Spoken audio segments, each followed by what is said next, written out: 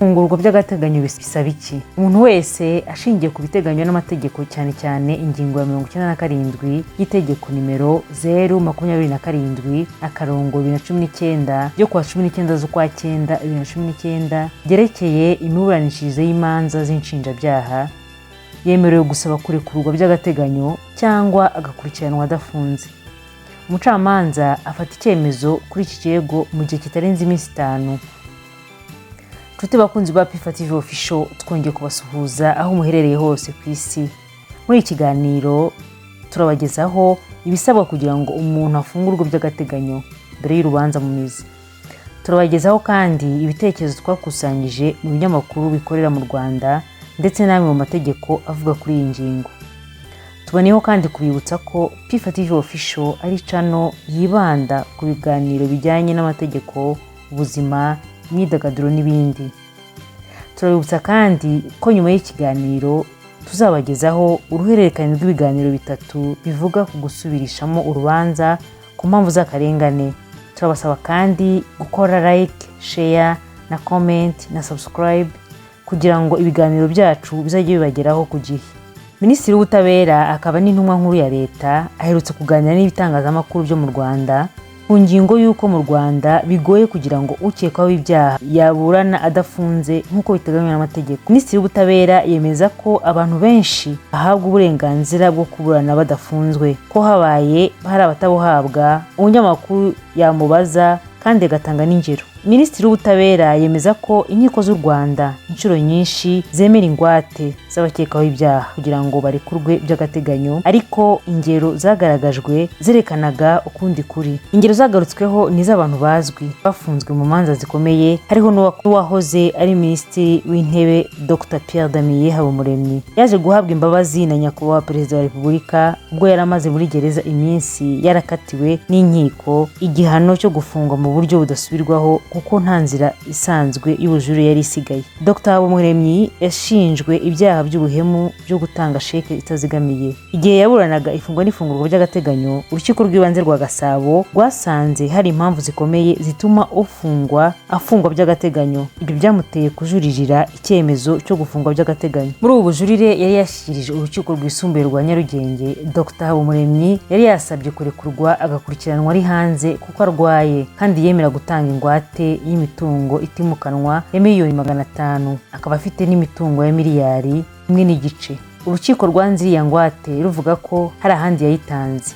Urundi rugero rwatanzwe n'abanyamakuru, umucamanza wanze ingwate y'umunyemari Aloyizi Rusizana uregwa kugurisha leta inzu ku gaciro idafite. Uyu nawe ari mu bahawe imbabazi na nyakubahwa Perezida wa Repubulika nyuma y'imyaka yari amaze muri gereza, kuko inzira zose zisanzwe zo kujurira yari yazikoresheje, ariko ahamwa n'icyaha ahanishwa igifungo. Umucamanza rero yavuze ko ingwate ye atari impamvu ikomeye yatuma arekurwa, aho hari mu gihe yarakiburana ifunga n'ifungurwa by'agateganyo. Ubwunganizi bwavugaga ko afite uburwayi bityo ko yarekurwa by'agateganyo akajya kwivuza.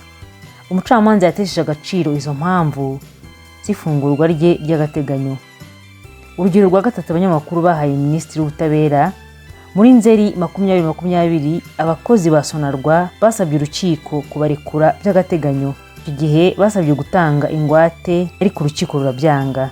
Muri Mutarama 2018 Denis Gacinya yasabye urukiko rwisumbuye rwa Nyarugenge kumurekura by'agateganyo. Yararwaye kandi afite abantu biyemeje kumutangira ingwate, ariko urukiko ruramutsembera. Hari n'abandi benshi batanze ingwate zirangwa. Urugero ni Karebu rwa Muganza, Alfred Nkubiri, Christian Rwakunda n'abandi. Urugero rwa Nkubiri rwo rufite umwihariko, usibye ko yari amaze kugezwa mu bitaro inshuro nyinshi arembye akanaburana ari ku miti. Urukiko rwanze ubusabe bwe bw'ifungurwa ry'agateganyo. Nyuma uwo musaza w'imyaka 67 yaje gutanga ingwate ikubyemo inshuro 10 amafaranga aregwa, kandi itegeko riteganya ko ingwate ya 5% iteganyijwe ku mitungo ifite agaciro gahera kuri miliyoni 5 kuzamura, mu gihe umutungo ufite agaciro kari munsi yayo nta ngwate itangwa. Ubucamanza bwaramutsembeye. Nubwo aba bantu bangiwe kurekurwa by'agateganyo batanze ingwate, ubundi amategeko arabibemerera. Mu manza nyinshi utawe muri yombi arekurwa ari uko atsinze urubanza, cyangwa iyo ubushinjacyaha busanze nta cyaha afite mbere y'uko ashyikirizwa urukiko. Hari n'abamaramo amezi menshi bataranaburana.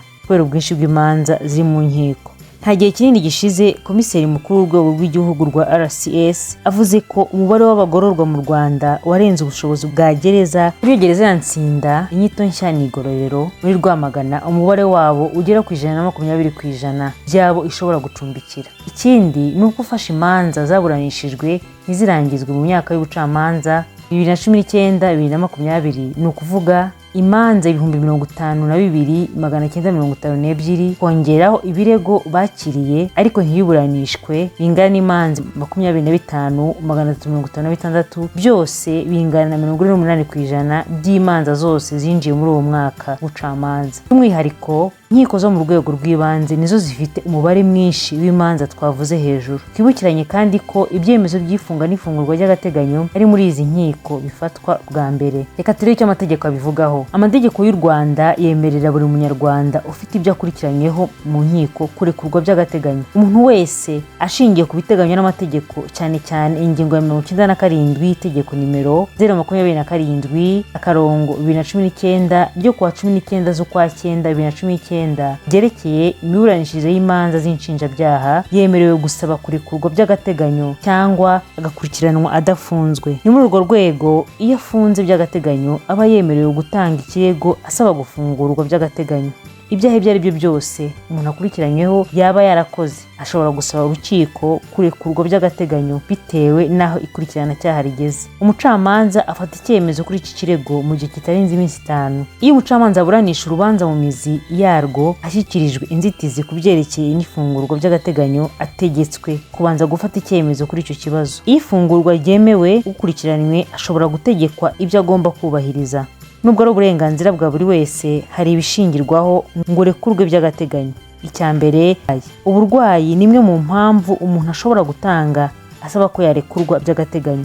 Umucamanza ashobora gufata icyemezo cyo kurekura umuntu by'agateganyo kubera ko arwaye kandi uburwayi bwe bukaba bwemezwa n'abaganga.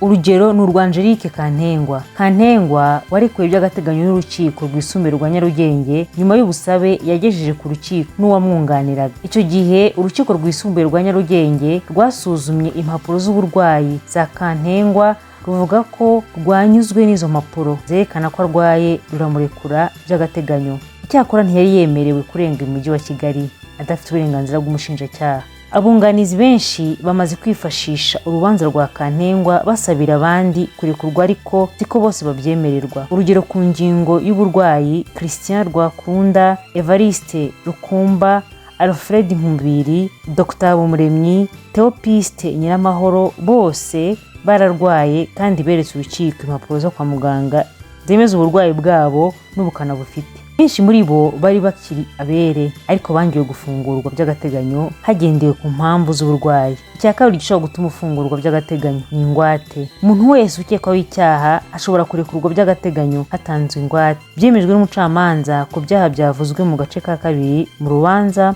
haba ku rwego rwa mbere cyangwa mu bujurire. Ibi byanditse mu ngingo ya 41 agace kayo ka 3 igena imiburanishirize y'imanza nshinjabyaha. Ingingo ya 80 igika cya mbere n'icya kabiri n'icya gatatu mu gitabo giteganya imiburanishirize y'imanza nshinjabyaha haraho iteganya ko ku rwego rwose rw'ikurikirana-cyaha iyo hari impamvu zikomeye zituma umuntu ukekwaho icyaha ashobora kudafungwa agategekwa ibyo agomba kubahiriza. Bimwe mu byo ashobora gutegekwa ni ibi bikurikira: cya mbere, kuba mu karere k'aho wamutegetse ibyo agomba kubahiriza akorera. Icya kabiri, kuzwa kujya cyangwa kutarenga ahantu hagenwe atabiherewe uruhushya n'uwamutegetse ibyo agomba kubahiriza. Icya gatatu, kutajya aha cyangwa kutaba ahantu ku gihe iki n'iki. Kubera izo mpamvu ndetse n'izindi, umucamanza afite ububasha busesuye bwo kurekura umuntu wese ukekwaho icyaha hatanzwe ingwate yonyine cyangwa igeretseho n'ibindi bigomba kubahirizwa. Ku ngingo ya 42 igika cya mbere n'amategeko agenga imiburanishirize y'imanza nshinjabyaha isobanura ibyaha bitangirwa ingwate.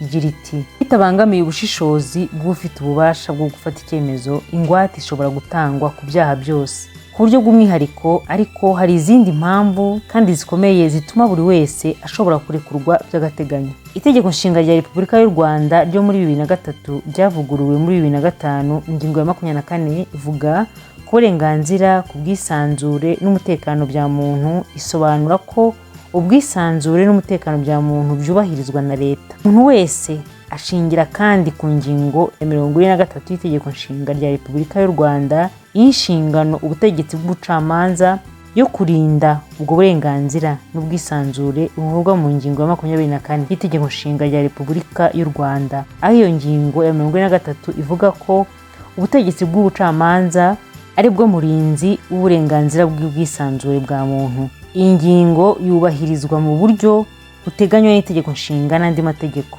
Bisobanuye ko inkiko arizo zirinda uburenganzira n'ubwisanzure bwa muntu, by'umwihariko ukurikiranyweho icyaha ko yarekurwa by'agateganyo mu gihe nta mpamvu zikomeye zatuma akomeza gukurikiranwa afunze, cyane ko iperereza iyo ryakozwe rikarangira ubushinjacyaha bwarashyikirijwe dosiye n'urukiko rwararegewe kandi uregwa akaba nta perereza yakwica. Iba ariko bikorwa n'urukiko rukarekura umuntu wese usaba kurekurwa, bigakorwa mu bwigenge n'ubushishozi bw'urukiko binatewe n'uburemere bw'icyaha. Ikindi gikubiye muri ibi ni uko gukurikirana ukekwaho icyaha adafunze bitanga isura nziza ku butabera buboneye. Ubutabera buboneye busobanurwa n'Itegeko Nshinga rya Repubulika y'u Rwanda mu ngingo ya 29 agace ka 2, aho rishimangira ihame ryo gufatwa nk'umwere kugeza igihe urukiko rubifitiye ububasha ruhamirije umuntu icyaha. Ihame ry'ubwisanzure mu gihe umuntu ukurikiranyweho icyaha, kandi rishimangirwa n'amasezerano mpuzamahanga u Rwanda rwashyizeho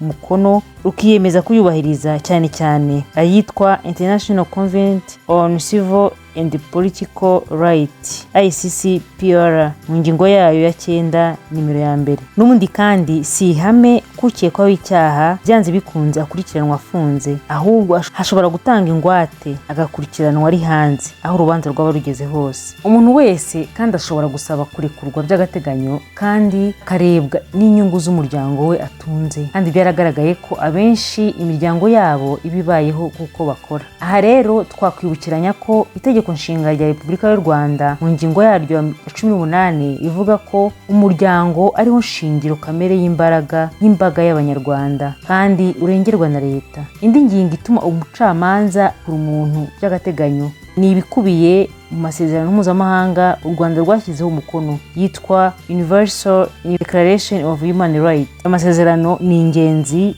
kuko ibihugu byayasinye biba bigomba kubahiriza uburenganzira bwa muntu, yaba akurikiranyweho cyangwa adakurikiranyweho icyaha. Ni ihame kandi rivuga ko abantu bose banganya uburenganzira imbere y'itegeko. Urebye kandi ugaha agaciro iyi ngingo, usanga buri wese ukurikiranyweho icyaha runaka ashobora gusaba kurekurwa by'agateganyo. Ihame ry'uko umuntu wese ukurikiranwa adafunzwe rishobora kudakurikizwa gusa iyo hari impamvu zikomeye zitangwa n'ubushinjacyaha, zirimo ko kumufunga bwaba ari bwo buryo bwonyine bwo kurinda ukurikiranywe, gutuma inzego z'ubutabera zimubonera igihe zimukeneye, gutuma icyaha gihagarara cyangwa se kitongera gusubirwamo.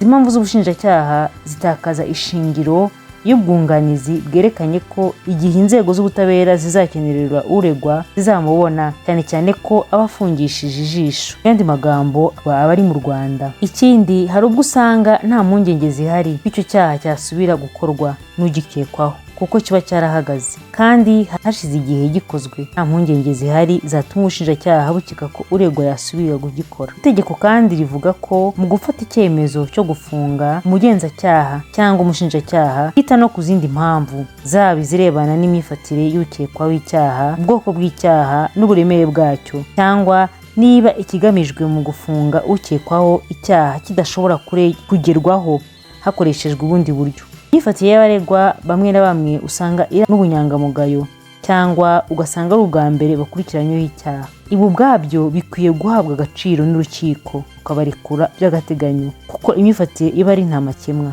bigaragarijwe ibimenyetso. Yongeraho kureba niba basanzwe basora neza, nta birarane bafite ikigo cy'igihugu gishinzwe imisoro n'amahoro. Iyo bakurikiranyweho bigaragaye ko basanzwe bafite business bakora, izindi nshingano zitandukanye bakorera mu gihugu, bikwiye guha ubugenzacyaha, ubushinjacyaha ndetse n'urukiko icyizere cy'uko barekuwe bakubahiriza ibyo basabwa byose. Abanyamategeko bavuga ko ihame ari ubwisanzure, naho amaburakindi akaba gufunga umuntu. Hari inama cyangwa igitekerezo mushaka kukigezaho, mwakoresha telefone igendanwa 079 08 58 217. Niba kandi mukunze iki kiganiro mwakora comment, like, share na subscribe. Ibyiza biri imbere.